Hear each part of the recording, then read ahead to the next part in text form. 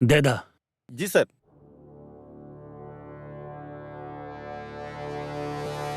मल्हार तो के confession letter पर साइन करे के पड़ी।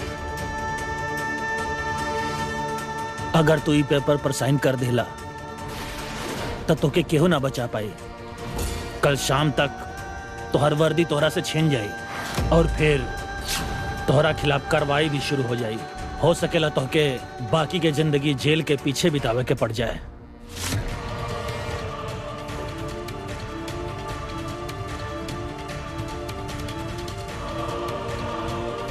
ना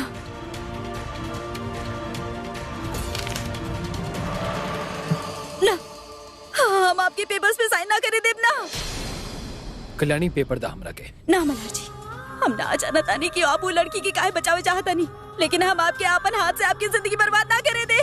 ना ना, अब ना दे, अब पेपर्स ना दे। देखत का बनी आप पेपर लिंकरा से।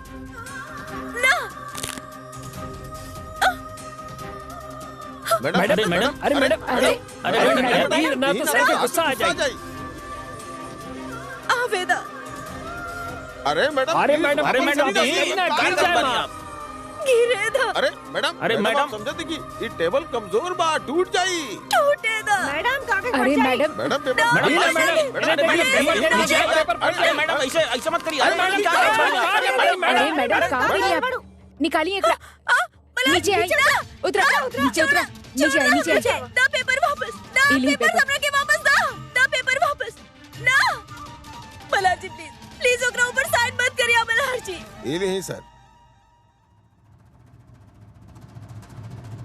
मल्हार जी ना, मल्हार जी प्लीज पेपर्स पे साइन मत करिए मल्हार जी। मल्हार जी ना, मल्हार जी प्लीज, मल्हार जी साइन मत करिए मल्हार जी।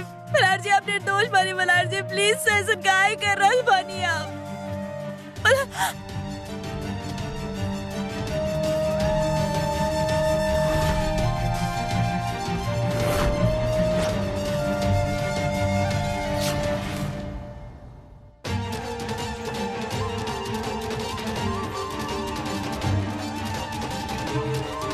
मल्हार जी काहे, मल्हार जी काहे कहीं नहीं आप ऐसा मल्हार जी।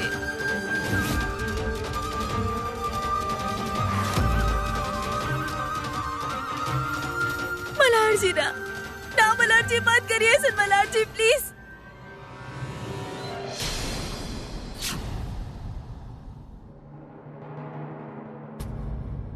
मल्हार, कल शाम 5 बजे तक तोहके अपन सस्पेंशन लेटर मिल जाई। मल्हार जी काहे कहीं नहीं आप ऐसा मल्हार जी। मल्हार जी प्लीज, मल्हार जी कह दी ना सच गावा मल्हार जी प्लीज। मल्हार जी काहे करल बनी आप ऐसा।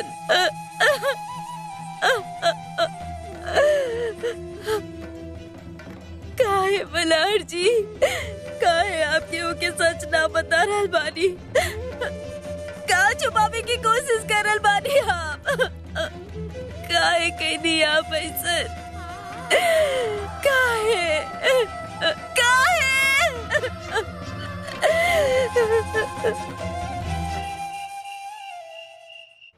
आप लोग मल्हार के बारे में ऐसा सोच भी कैसे सके नहीं? हाँ, हमने इतना सालन से मल्हार के जाना तानी। बड़ी माँ, मल्हार ऐसा हरकत ना कर सकेला। अब्बा, अब्बा आप भी। अब्बा, हमके तो लगा था कल्याणी जे कह रहल बिया ना बिल्कुल सही कह रहल बिया। जरूर एकरा पीछे भी अथर्व के ही हाथ होगी। माई, बात बात पे हमारे भाई के बीच मलावल बंद करिए आप। पल्लवी, अनुप्रिया, अगर मल्हार निर्दोष बा तो वो अपन बचाव में कुछ बोलस काहे ना?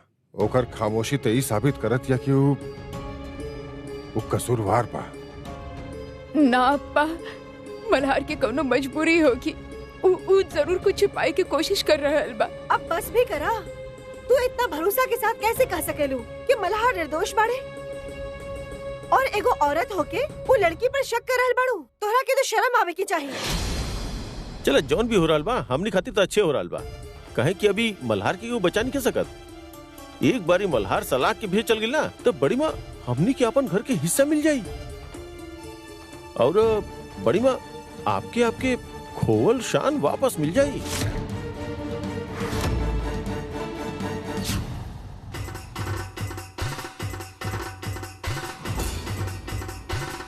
ये घर के अंदर ताशा की आवाज कहाँ से आ रहल बा?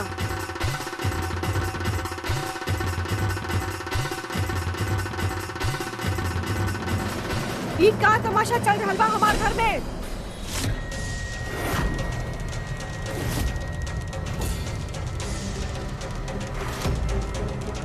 और ये घर के अंदर कदम रखे के हिम्मत कैसे भइल तोहार?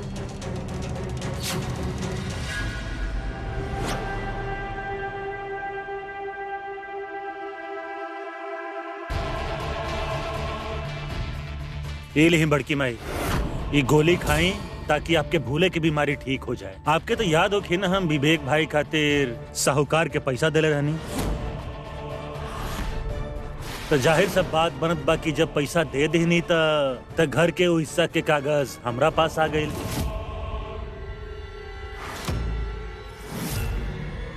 तो आज से माई के हिस्सा अथर्व बापट के हिस्सा।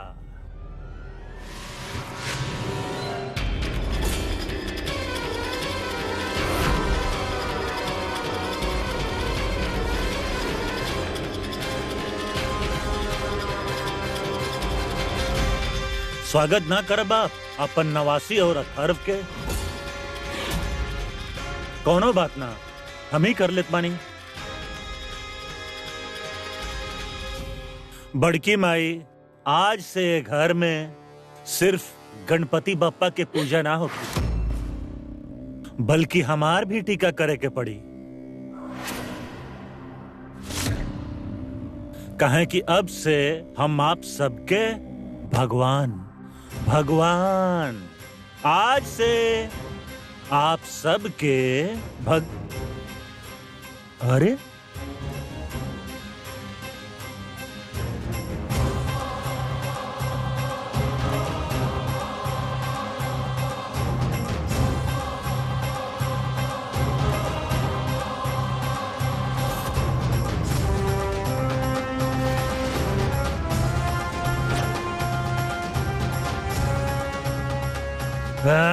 तो हमके आप सबके बतावे में बहुत खुशी हो रहा बा कि अब ना ही हम आपके जिंदगी में वापस आ गए बानी, बल्कि हम आपके साथ यही घर में रह।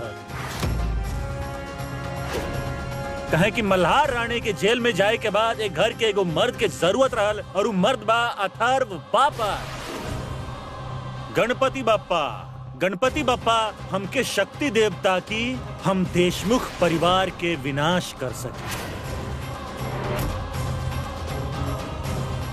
ई पागल आदमी के सिर्फ मल्हार ही ठीक कर सकेला, लेकिन मल्हार और कल्याणी लौटले काहे ना अभी तक? पता ना पुलिस स्टेशन में कहाँ चल रहल होगी।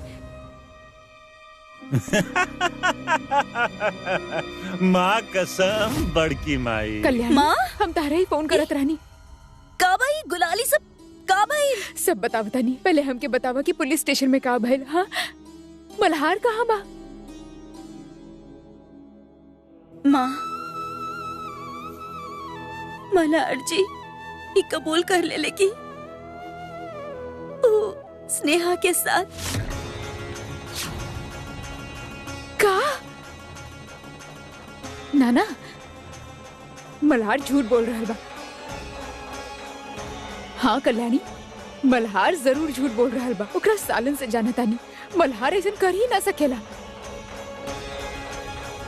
कल्याणी, तू सही कह रहल बाड़ो। जे कुछ हो रहल बा ना, ओकरा पीछे अथर्व के चाल है। हाँ कल्याणी, अथर्व जबरदस्ती मल्हार के जेल भेज के ई घर पे कब्जा करे चाहेला। घर पे कब्जा माने? हाँ कल्याणी, अथर्व और संपदा वापस घर आ गए बड़े। हाँ? हाँ, विवेक भैया के साहूकार से बचा के वो घर के कागज पे अपन नाम लिखवा ले बा। घर के हमनी के हिस्सा ओकर हो गइल बा। बहुत हो गइल अथर्व के, अभी सीधा करता नहीं। कल्याणी, कले मंदिर के ठीक बगल में होखी हमार bar. Red wine, white wine, whisky, vodka, rum, हर तरह के शराब। खबरदार, अगर तू ई घर में शराब लेके आयला तो हम का बड़की माई अब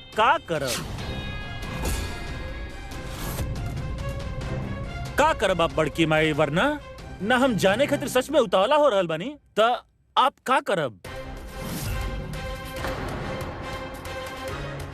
का करब अब बड़की माई? निकल जाई घर से अभी के अभी अथर्व, बहुत हो गए तोहार।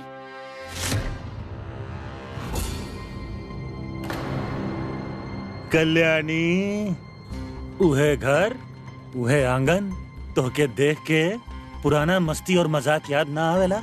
याद बा हम तोहके बाइक पर बैठा के भेल पूरी खिलावे ले गेल रहनी, एक ही प्लेट में खैले रहनी, और तू हमार फोन लेके भाग गए रहलू और वापस ना करत रहलू, याद बा तोहके?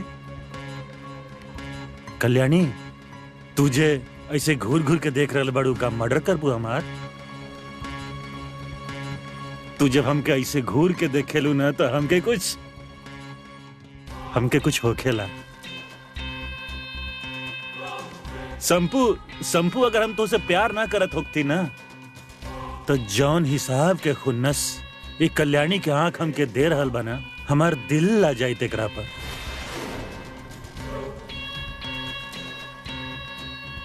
Shut up, just shut up, okay? काहे करत आड़ू तू यहाँ? काहे आयल बड़ा यहाँ पर? बहुत बड़ा आदमी बन गया बड़ा ना तू, हाँ ना? तो फिर काहे आयल बड़े घर में? हाँ, काहे छोटे से घर में रहे आयल बड़ा? तेरा पास सब कुछ बना, बंगला, गाड़ी, पैसा, सब कुछ। यहाँ तेरा वो अमीर वाला फीलिंग ना आवे वाला बात है। प्लीज गेट आउट राइट नाउ। गरीब घर से ठाट में कैसे रहेले ई हम देखाइब तोहके, लेकिन कल्लू ई घर छोड़ के जाए वाला नहीं की हम।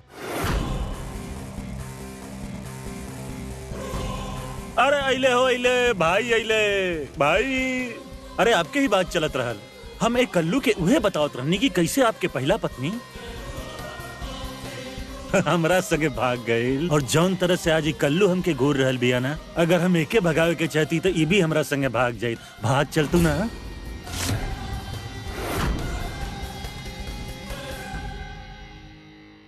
हिम्मत कैसे भइल तोहार ए तरह बात करे के? हाँ, हमरा संपदा समझे के भूल मत करिया अथर्व। हर लड़की संपदा के जैसे ना हो खेली। कुछ लड़की हमरा जैसन भी बाड़ी जिनका रिश्ता की कदर करे आवेला। अगला बार हमरा से ए तरह बात करे के हिम्मत भी मत करिया, समझला? इतना अकड़ आयल कहाँ से तारा में? हाँ, अच्छा मल्हार से शादी भइल से पर निकल आयल बा तहार? एक बात कान खोल के सुन ली, एक बार मल्हार जेल चल जाई ना तो तहार बचाव खातिर यहाँ केहू ना होगी। तू यहाँ अकेला रहबू और वो वहाँ जेल में चक्की पीसत होगी, समझ लू तू?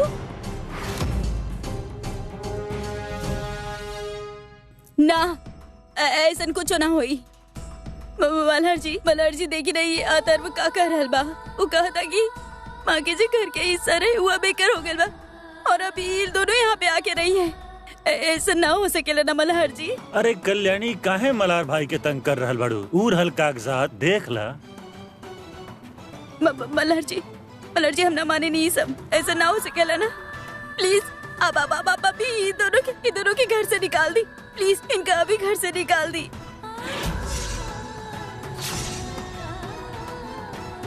मल्हार जी, कल्लू के उल्लू बनौनी। बड़ी माँ, एगो बात करे के रहे आपसे। वो का है ना, आज से आप और अप्पा बाकी लोगन के तरह आंगन में ही सुती हैं।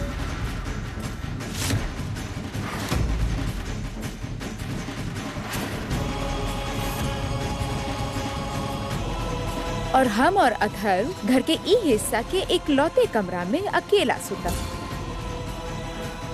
संपदा, कैसे बात कर रहल बाड़ू तू? अप्पा और बड़ी माँ जमीन पे सुती है। हाँ, उनकर इंतजाम आपके आंगन में ही करे के पड़ी। कहीं इनके कोठा में गाय भैंस के साथ सुते के ना पड़े, बाना? और विवेक जी, हमार जीजा जी, कल हमके ठीक मंदिर के बगल में हमार आलिशान बार चाहिए विथ ऑल इम्पोर्टेड वाइन्स। हम अपन फेवरेट्स ब्रांड आपके बता दे, ठीक बा?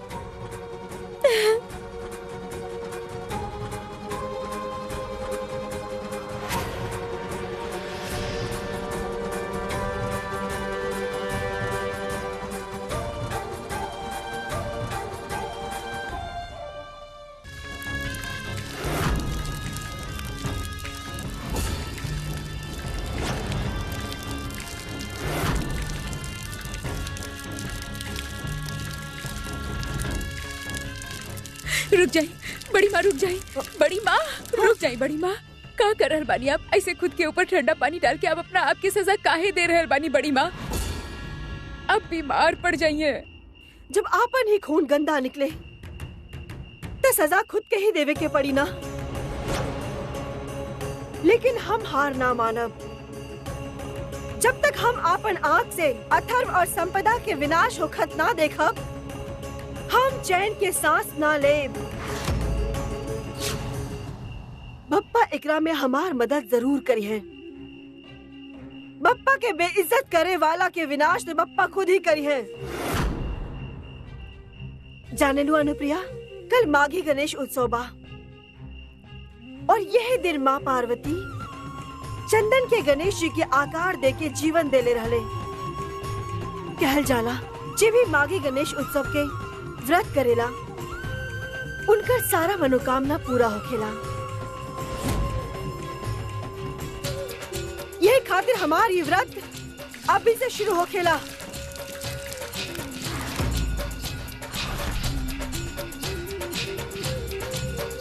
हम वो देखे के चाहता नहीं कि अथर्व हमार पवित्र घर में शराब लेके कैसे जाला। हमारे निर्जला व्रत ही अथर्व के गंदा इरादा के पूर्ण विराम लगा दी है।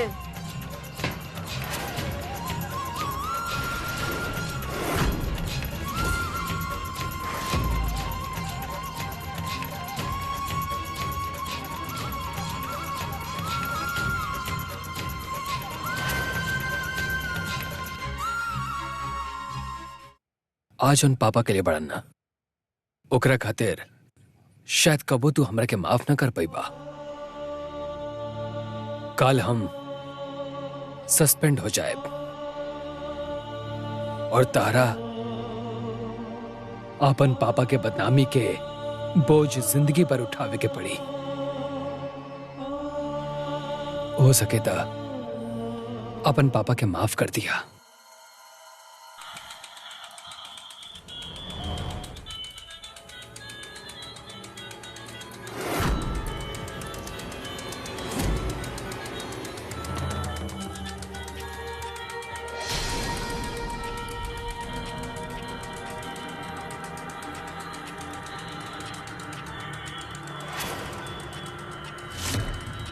देख लो, मोक्ष के भी पता चल गए कि ओकर पापा के कौनो भरोसा नहीं थे। माँ के पास रहे में ही फायदा बा ना मोक्ष? अच्छा लागल खिलौना? इला ला माँ के तरफ से अच्छा सा गिफ्ट। इला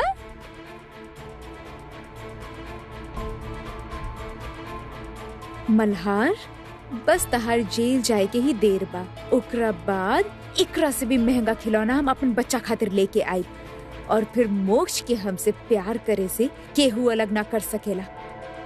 केहू ना, हमार बच्चा हमसे प्यार करल सीख जाए। मोक्ष, अपन माँ के पास आवा आवा आवा।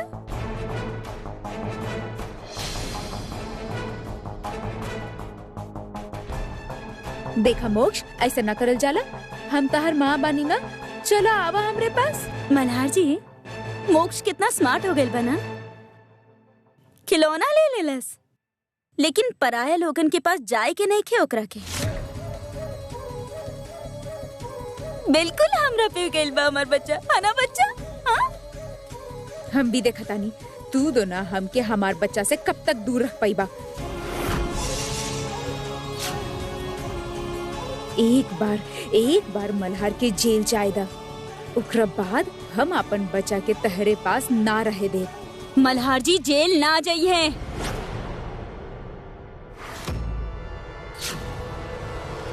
काहे कि हम गणपति के दिन निर्जरा व्रत रखे वाला बानी।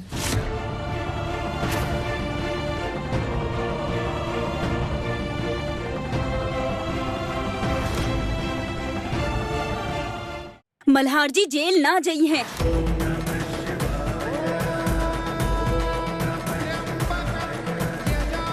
हम माँ के गणपति के दिन निर्जला व्रत रखे वाला बानी।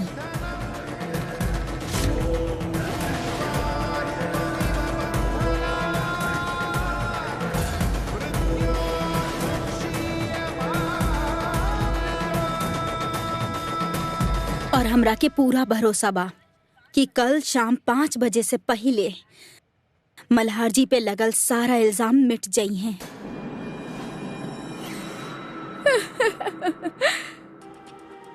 तोहार पढ़े लिखे के का फायदा कल्याणी, जे तू ऐसन बकवास बात पे विश्वास रख रहल बाड़ू।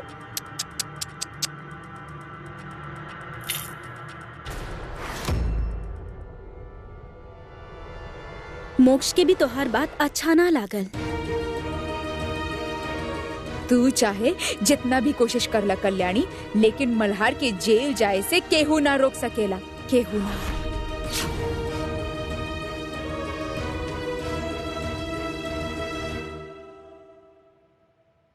कोनो जरूरत नहीं कि व्रत रखे गए। हम भी आपसे रिक्वेस्ट कैले रहनी कि प्लीज सच बता दी, लेकिन आप हमार बात ना रखनी। एक खातिर अब आप हमरा के मत बताई कि हमरा का करे के चाहिए। हम सॉरी मल्हार जी, हम सॉरी, लेकिन अगर आप अपना खातिर ना लड़ब तो हमरा के ही आपके खातिर लड़े के हुई।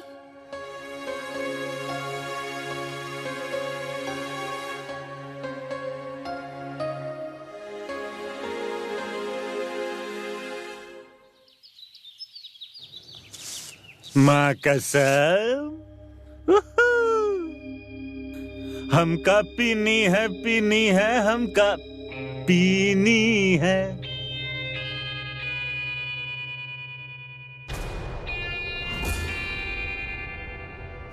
हमका पीनी है, हमका पीनी।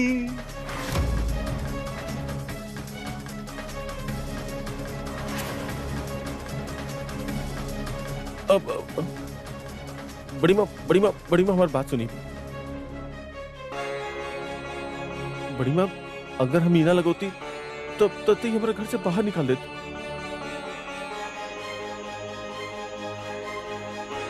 अरे बड़की माई, हम सुन ले बानी कि घर में शराब ना आवे, यही से आप व्रत रख ले बानी। अफसोस, ऐसे भूखे प्यासल रहे के बावजूद भी घर में शराब तो आ ही चुकल बा बड़की माई। अब परेशान होके से अच्छा बा कि घर के 2 बड़ा लोग साथ में बैठ के लिटिल लिटिल तो लगा ही सकेले, हैं?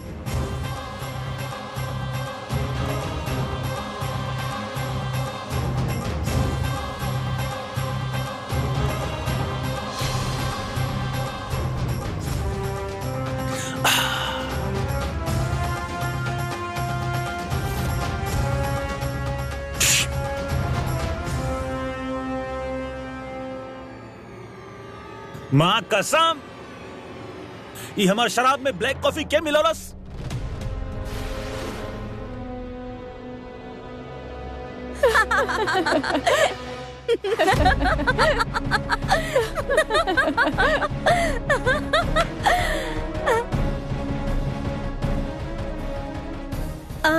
अथर, दोसर बॉटल्स ट्राई करे ना, शायद ब्लैक कॉफी बेटर टेस्ट करे।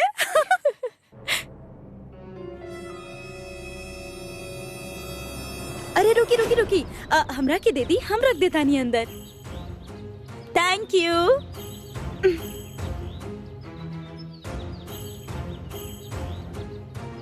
माँ, तोहरा के ब्लैक कॉफी बनावे के आवत हुई ना? पिए के दिल कर रहल बा और पिलावे के भी। वक्रतुंड महाकाय सूर्यकोटि समप्रभा, निर्विघ्नं कुरुमेव देव, सर्वकार्येषु सर्वदा। गणपति बप्पा मोरया। माँ कसम। अथर्व,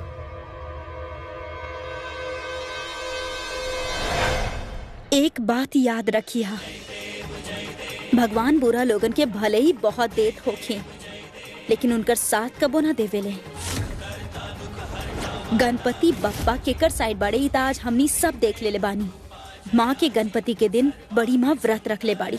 तू सोच भी कैसे लेला कि गणपति बप्पा बड़ी माँ के श्रद्धा के लाज ना रखी हैं। हाँ। छोट छोट बाजी की जीत से कल्याणी राणे हमके कोनो फर्क नहीं पड़त। फिर भी इतना गुस्सा? कल्याणी बहुत बकवास कर रहल बाड़ू ना तू। छोटी बाजी तो बहुत जीत रहल बाड़ू तू, बड़ा बाजी जीत के दिखावा तब मान ली। मल्हार राणे के जेल जाए से रोक सकेलू? बोला, बचा सकेलू मल्हार राणे के?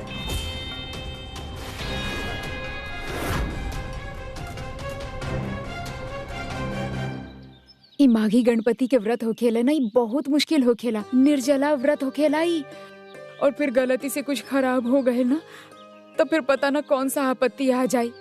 अरे माँ, हर बात के स्ट्रेस लेवेलू तू। इतना स्ट्रेस मत लेवल करा। अरे कहाँ डिफिकल्ट बा, बस पूजा खत्म होके तक हमरा बिना कुछ खैले और बिना कुछ पिए रहे के बा, है ना? माँ तू भी ना कब से जिद पकड़ के बैठल बाड़ू। हम कौनो व्रत ना रखे वाला बानी, और तू गांव के लोग ई व्रत के इतना सीरियसली काहे लेवेला? अरे चुप करा संपदा। माघी गणपति के व्रत बहुत शक्तिशाली होला। अरे देखलू नहीं कि तू बड़की माई ई व्रत रखलस त अथर घर में शराब लेके नहीं खा पाइन। देखा संपदा, एक बार अपन बच्चा के खातिर ई व्रत रख के तो देखा।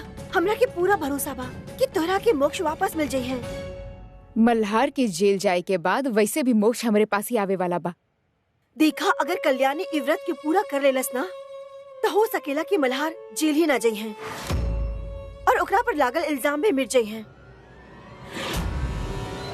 माँ, हमरा के ना मल्हार जी के टेंशन होता बहुत।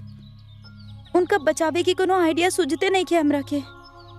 आई होप गणपति बप्पा जल्दी से हमरा कोनो आइडिया दे देवे।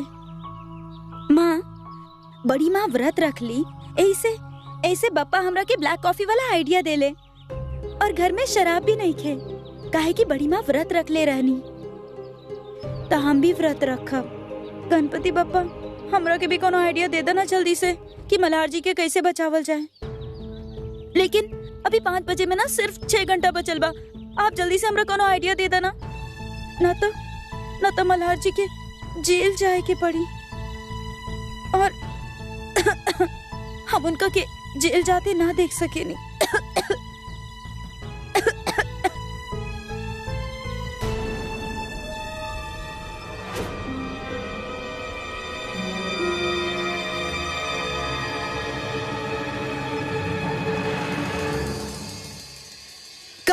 का कर रहल बाड़ू तू?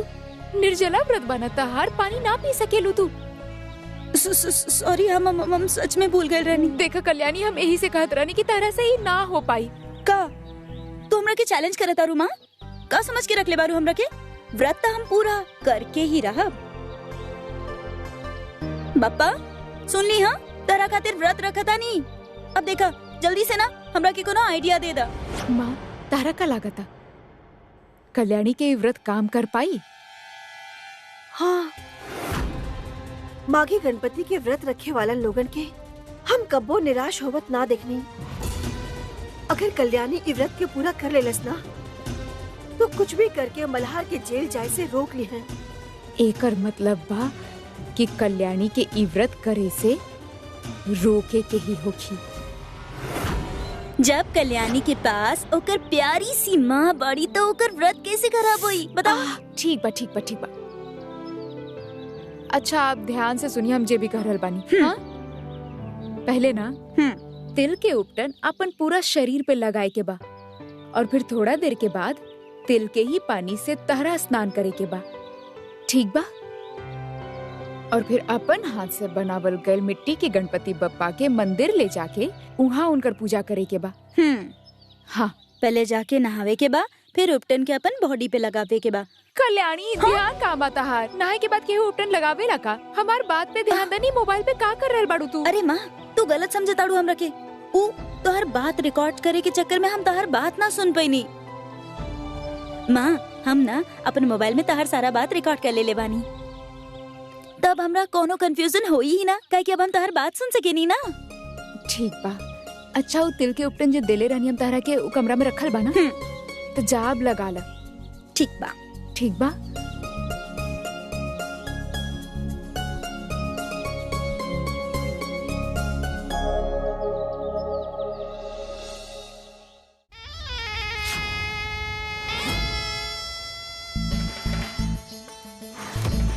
माँ ई कहा कल्याणी ई व्रत तो पूरा कर नहीं खे पई है, काहे कि ई डब्बा में हम तिल के उपटन की जगह सफेद सीमेंट डाल देनी हा। माँ ई तो हूबहू तिल के उपटन की तरह ही लग रहल बा। बस एक बार कल्याणी एकरा के शरीर में लगा ली तो ओकर मोट चमड़ा जल के काला हो जाई है।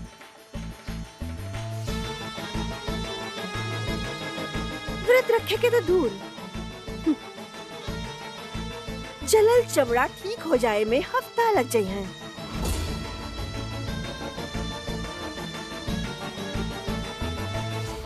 का बात बा, तू तो मास्टरमाइंड निकल लो।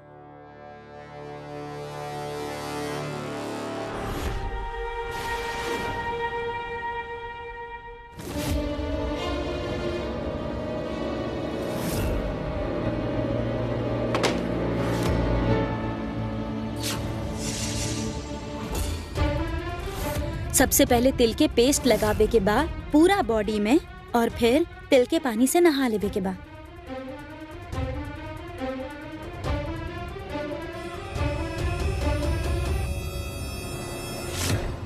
तिल के डिब्बा यह कहीं हुई है, यहाँ देख ले बेनी, शायद उधर हुई है।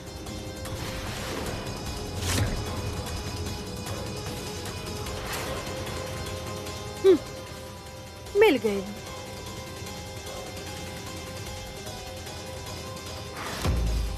और फिर क्ले से ओकरा के बना के ओकरा जाके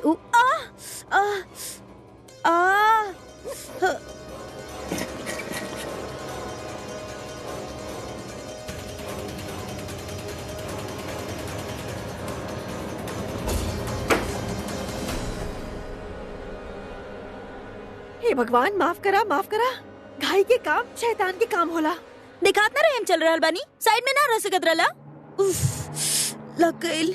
क्यों आ जाई है, ओकरा से पहले हमरा साफ करे की पड़ी। हाँ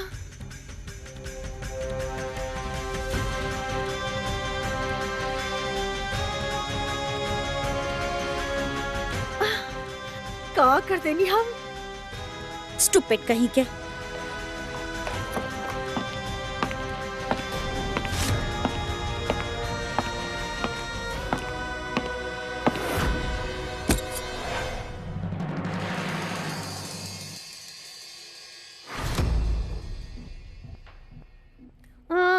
तो हमारा लड़ना बड़ा ना। ओह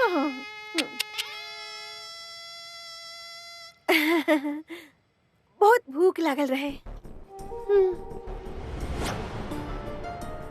तू नाश्ता कर ले लू। हम तो भूल ही गई नहीं, तुहार तो निर्जला व्रत बाना। ओ कहाँ लागल आपके? का मतलब?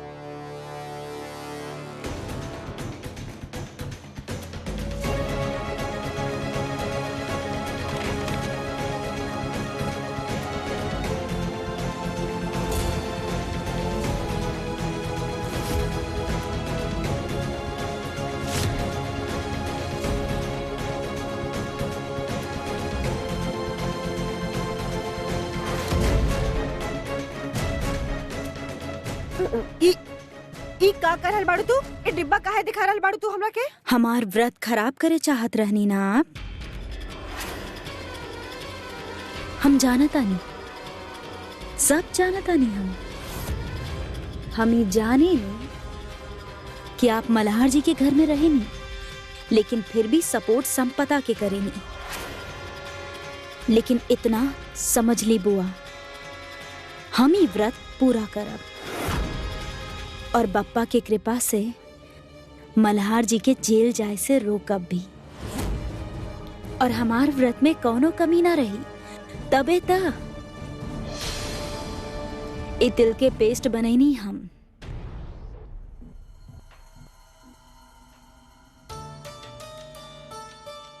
कल्याणी, हम तो चाहे नहीं कि तुहार व्रत पूरा हुई, और कुछ भी करके मल्हार जेल जैसे बच जाए। हाँ फिर तो समझी कि हम मल्हार जी के जेल जाए से रोक लेनी। एक हाई फाई तो बनेला।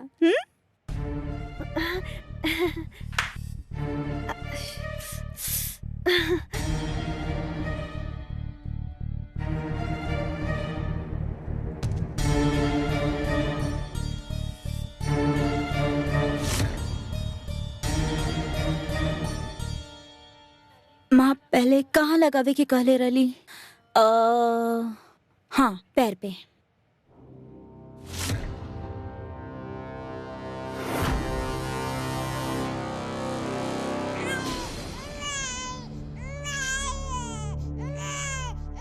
मोक्ष का हो गई? भूख लगल बता रखे? अरे अभी तो दूध पिले ले रनी। अरे इतना ओवर ईटिंग करबा ना तो मोटा हो जाएबा, फिर हम गोद में ना लेब। हाँ चुप हो जा। अरे कल्याणी, तू अपन व्रत पर ध्यान दा। अरे हम मानी ना बच्चा के देखे खातिर। आजा बेटा।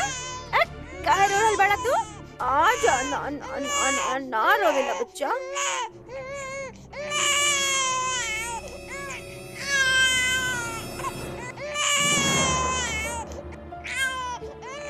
अरे बुआ, हमरा के दी आपके ना वो ऐसे भी पसंद ना करेला। आपसे वो चुप ना होके वाला। अरे अरे हम है ना, और ऐसे कैसे चुप ना हुई है?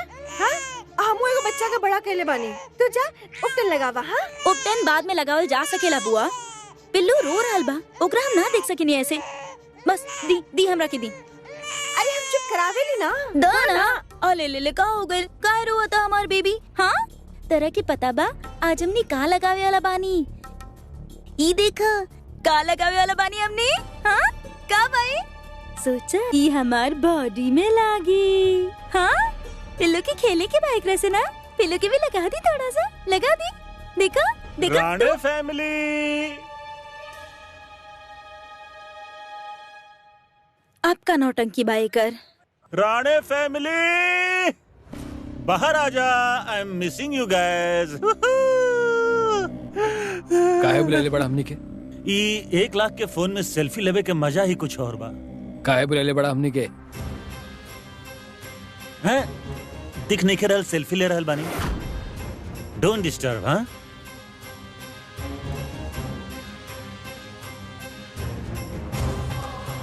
कल्याणी राणे का लग रहल बानी हम?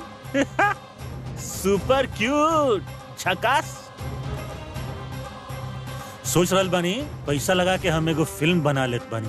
आखिर बॉलीवुड के जरूरत बा हमारा एज अ हीरो।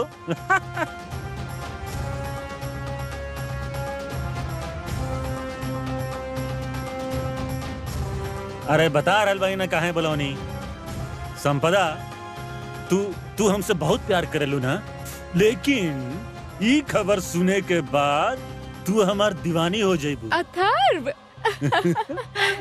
ई जानल पहचानल बा।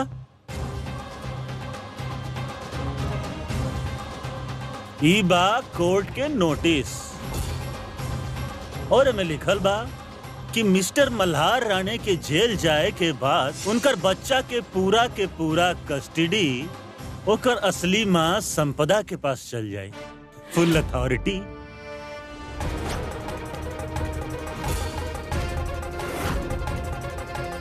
ऐसने एगो नोटिस हमार संपू के मुंह पर मरले रहला ना।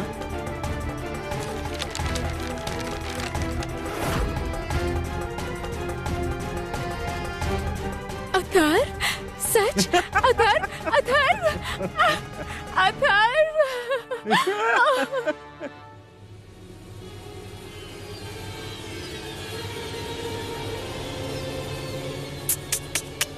इजे नया अमीर हो खेले ना, बड़ा ही बेशरम हो खेले। भूल जाले कि ये ऐसन चीज करे खातिर उनकरा पास अपन कमरा बा। तो नया अमीर इतना बेशरम काहे हो खेला? का भइल कल्याणी? बुरा लागल? अच्छा, तहार और तहार पति के बीच ऐसन कोनो रिश्ता नइखे, यही से ना? हाँ, हमार और मल्हार जी के बीच में का रिश्ता बा, ई तहार समझ के बाहर बा। काहे कि जब तू शादीशुदा रहलू तो उ रिश्ता के धोखा देलू। बाकी अब तू एगो ऐसन रिश्ता में बाड़ू जेकरा में ना तो हर मांग में सिंदूर बा और ना ही तोहार नाम के आगे तोहार पति क्या नाम।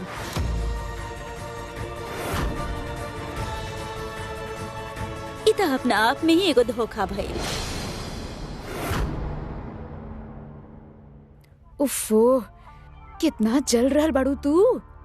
चल कौनो बात ना, एक बार मल्हार जेल चल जाए, ओकरा बाद तू भी आजाद पंछी की तरह इधर उधर घूमत रहिया। एक आध बॉयफ्रेंड भी रख लिया।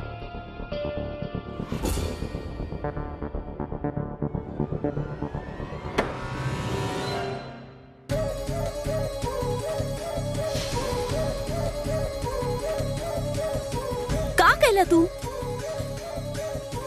जल रहल बा, अथर भी जल रहल बा।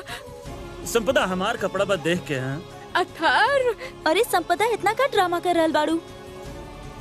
तिल के पेस्ट बाऊ, तोहार हाथ ना जले वाला बा एकरा से। लेकिन अगर तू मोक्ष के छुए की कोशिश कैलू ना तो हम जरूर तोहर हाथ जला सकेनी।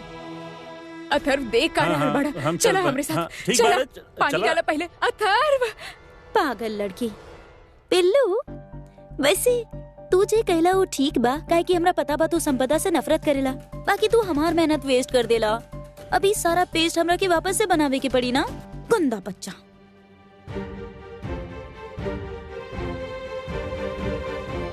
हम पहले ही मना कर ले रहनी ना तारा के, कोनो जरूरत नहीं के कुछ करे के कल्याणी। हम व्रत करब और आप हमरा के रोक ना पाई।